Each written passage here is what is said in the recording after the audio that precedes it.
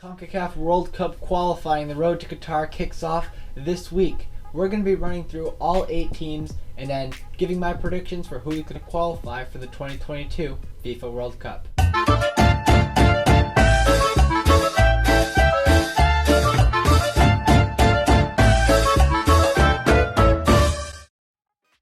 My name is Alex and welcome back to my channel. Don't forget to subscribe and like the video, and let's try and hit 500 subscribers by the end of this international window.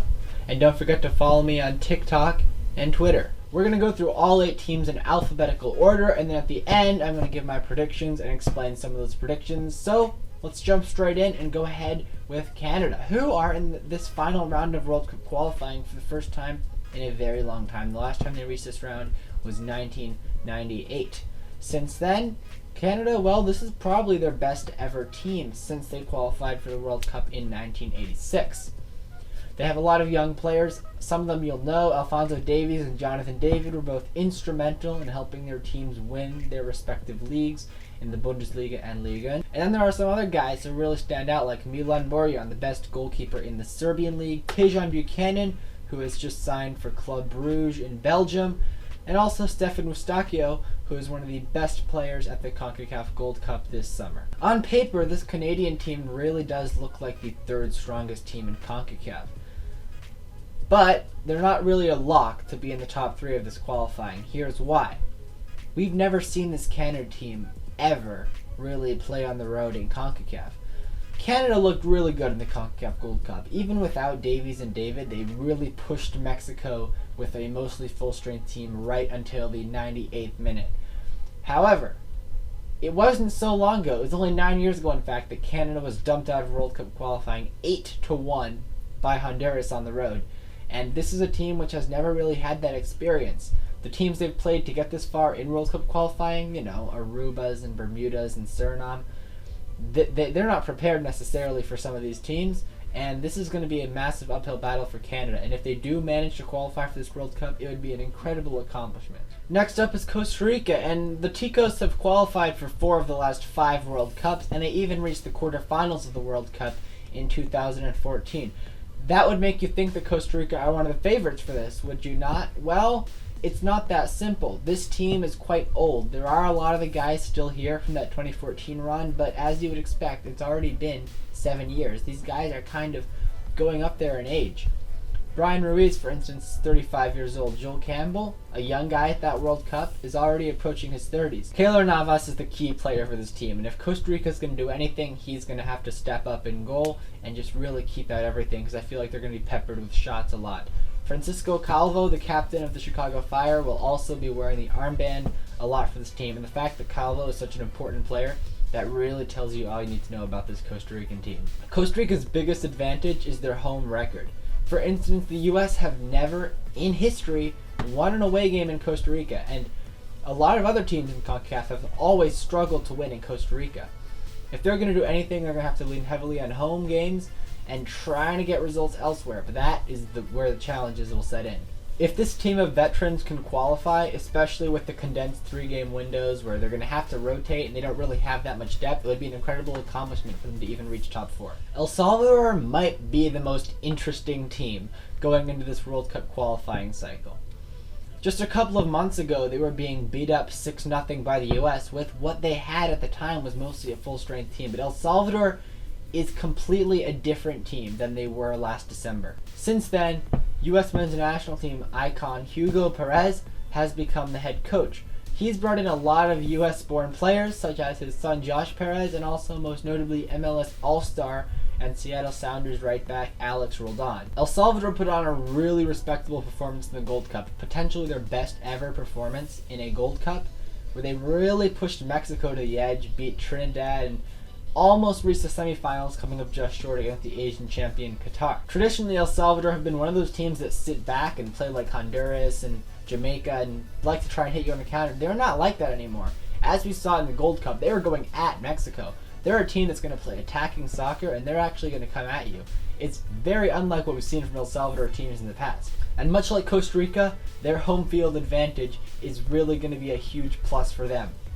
Even though they're only allowing vaccinated fans in right now, you can still expect them to be loud because Estadio Cuscatlan is one of the loudest stadiums in the world. Though it will be a huge stretch for them to even reach top 4, El Salvador are definitely an interesting team to watch, and honestly, compared to teams in the past, quite a likable team as well. Honduras, well, they're the same Honduras team we've always known. We know how they play. They're a very physical team, and they're a team which can hurt any team in this region, and they're another team which, again, home field advantage is massive in this region, and that could not be more true for Honduras. Honduras are coming off the back of a disappointing Gold Cup where they got knocked out by Mexico in the quarterfinals, and though they do have to put up with a couple of injuries this fall, I think they're one of the favorites to qualify for this World Cup.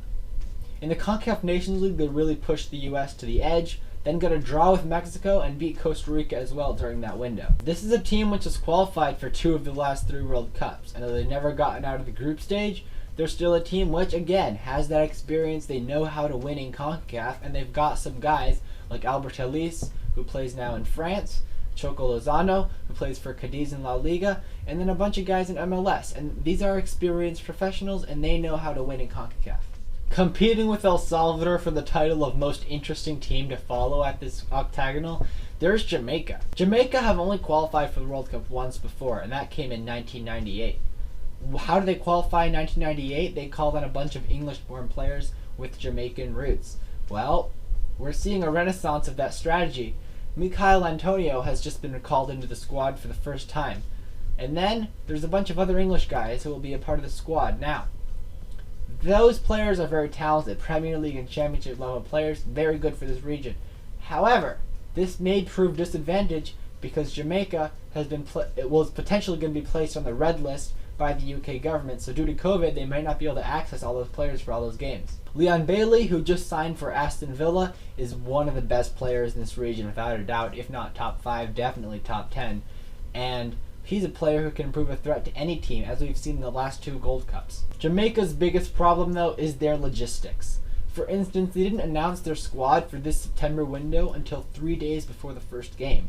And there's been a lot of questions about which eligible players they announced would be there, who were actually going to be there, and a lot of mismanagement and even some poor coaching from the head coaching staff. However, as with many teams in this region, Independence Park, aka the Office, is a very, very formidable place to play. And again, Jamaica can bank on getting a lot of points at home, but a lot of that will also rely on which players are they going to be able to access for those home games. Definitely a one to watch, and this storyline with the English players and the UK government and the COVID regulations, that's a storyline to watch for sure. Now it's Mexico, one of the 2 gigantes de CONCACAF, as they would say in Spanish. Mexico, well, they're coming off a very, very rough summer, and honestly, it's looking like it could be a rough fall for them. Now, Mexico are expecting to qualify because they've qualified for every World Cup since 1994, and they've qualified for more World Cups than any team in this region. However, a lot of the things that are happening with Mexico right now are kind of reminding me of what happened with the U.S. in 2017 and what happened with Mexico in 2013, where they came this close to failing to qualify. In this September window, they're going to have no Raul Jimenez, no Hector Herrera, no Chucky Lozano, no Diego Lainez, no Tecatito. So that's quite interesting right there. And their team is quite old. And again, as I mentioned, these 3-game windows, they don't necessarily have the ability to play those players every time because they're not going to be able to play every game. And their depth isn't quite as good as it used to be. In the last year, they've kind of struggled to pick up points in the way they have in the past. And a big part of that is the question marks at striker, where is it going to be Jimenez, is it going to be Funes Mori, is it going to be Lozano? They don't really know. Also questions, could they potentially get a points deduction or more games without fans? I think those are looking more and more unlikely, but if the homophobic chant does continue, we may see stuff like that happen. However, on paper, this team is the second, if not the strongest team in this region, so they should qualify, but I'm just going to say, if they finish 3rd or even 4th, I wouldn't be super surprised. Now for Panama, and honestly, I think Panama is a team which is lucky to be here. They had to go up against Curacao in the play-in game to get into this round, and it was a pretty controversial game, which I don't think they really dominated that game. They really shouldn't really be here. And honestly, Panama, this is very, very different team than the team that qualified against all the odds in 2018.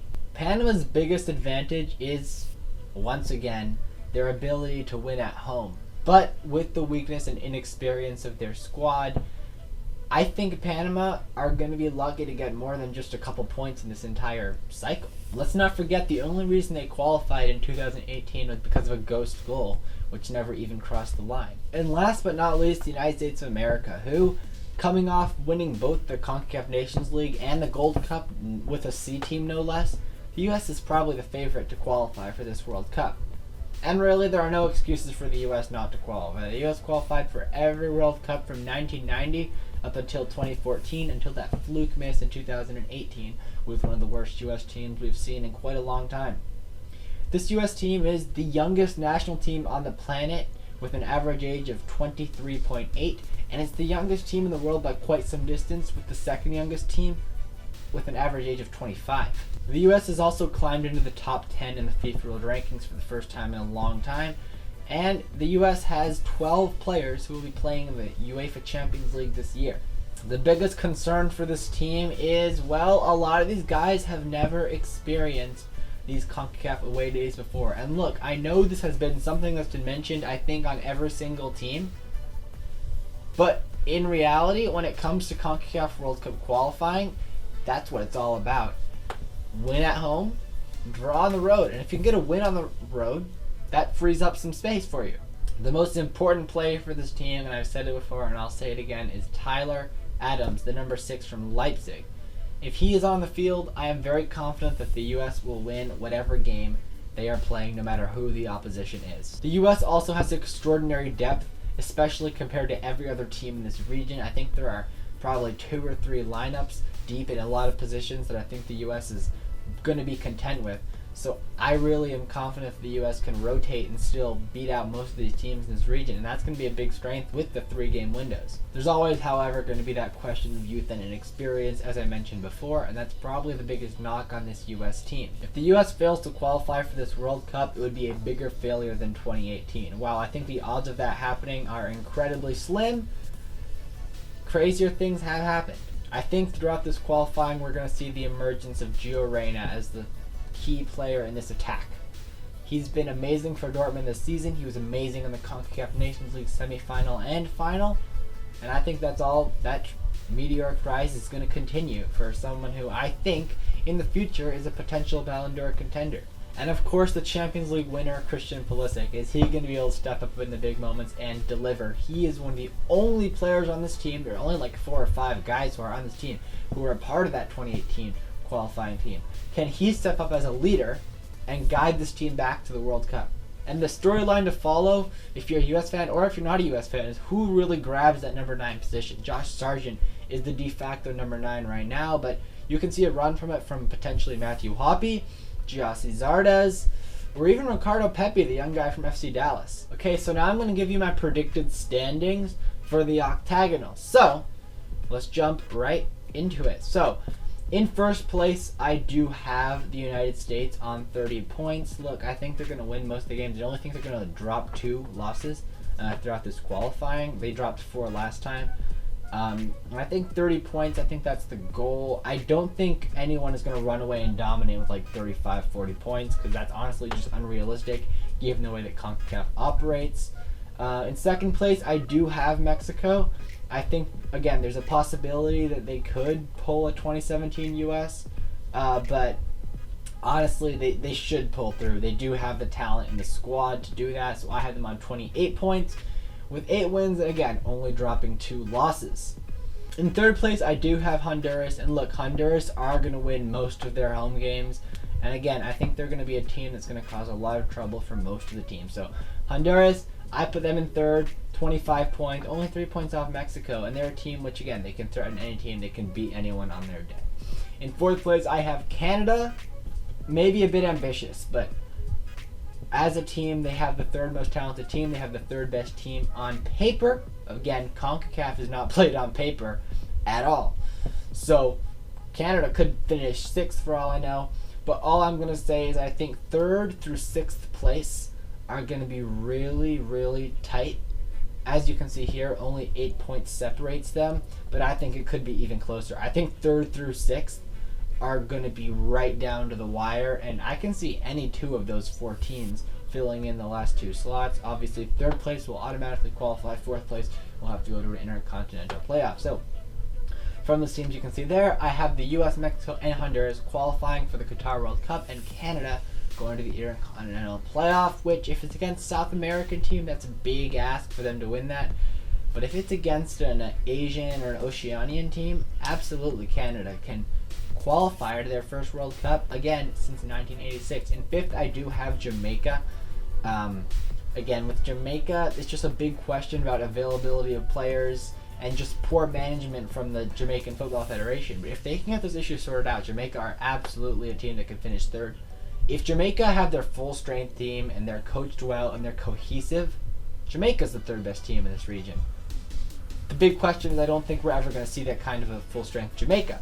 And in sixth, I have Costa Rica, who, as I mentioned, they're old and they're not going to get many points on the road, and they're not going to be able to rotate very well in the 3-game windows. Seventh, I have El Salvador. El Salvador could get more than 9 points for all I know, but they're an exciting team. They're very well coached, and they have some exciting, experienced MLS players. So El Salvador absolutely can make some noise, but I have them in seventh and eighth. As I said, Panama. I don't think Panama's going to do anything in this cycle.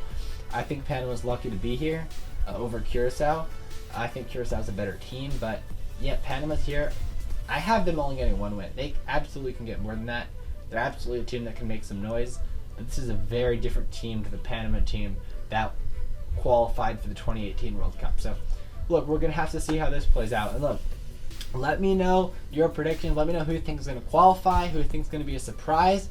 And you know what? Tell me who you think is going to win the Golden Boot of this Octagonal in the comments. And don't forget to subscribe and like this video. And of course, you can go ahead and follow me on Twitter and TikTok, where you can find more of my stuff. But that is all I have for you guys today. So I will see you guys for the USA versus El Salvador preview very soon.